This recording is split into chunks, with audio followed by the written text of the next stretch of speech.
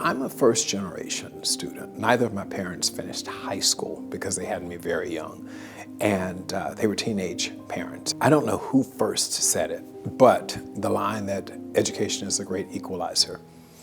And so higher education really equalizes things. WGU is literally, if it were around and I knew about it when I was a young kid, it would likely be the type of school that I would have attended. But what I really like is that it's competency-based.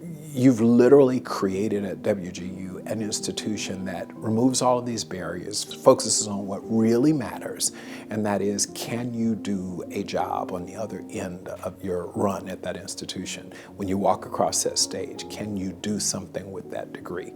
It's where education matters.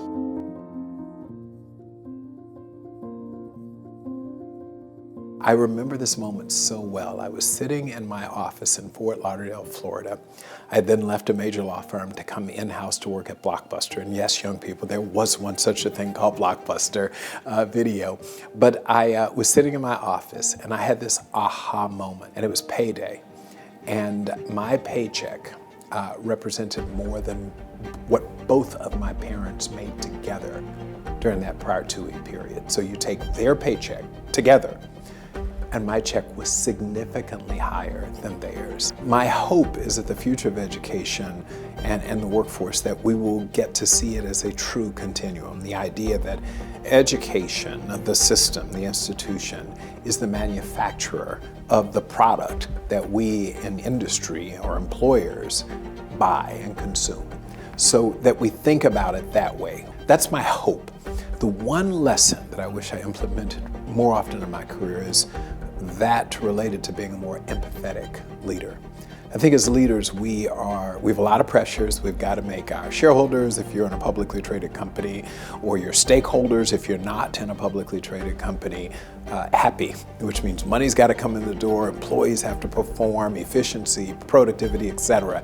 And sometimes you do that at the cost of empathy. You don't actually think about what your employees are experiencing, walking in their shoes, experiencing their lives, and how your decisions directly impact them. So the big lesson for me, and it's something that I try to be more intentional about than I have been in the first 20 years of my career, is to be more empathetic in my approach as a leader. As I think about what I would say to the graduates of the class of 2025, I'd say I want you to find the career sweet spot. The sweet spot to me is when you find that thing that you really, really, really are passionate about, that you can become an expert at, and thirdly, and most importantly, that someone will pay you to do.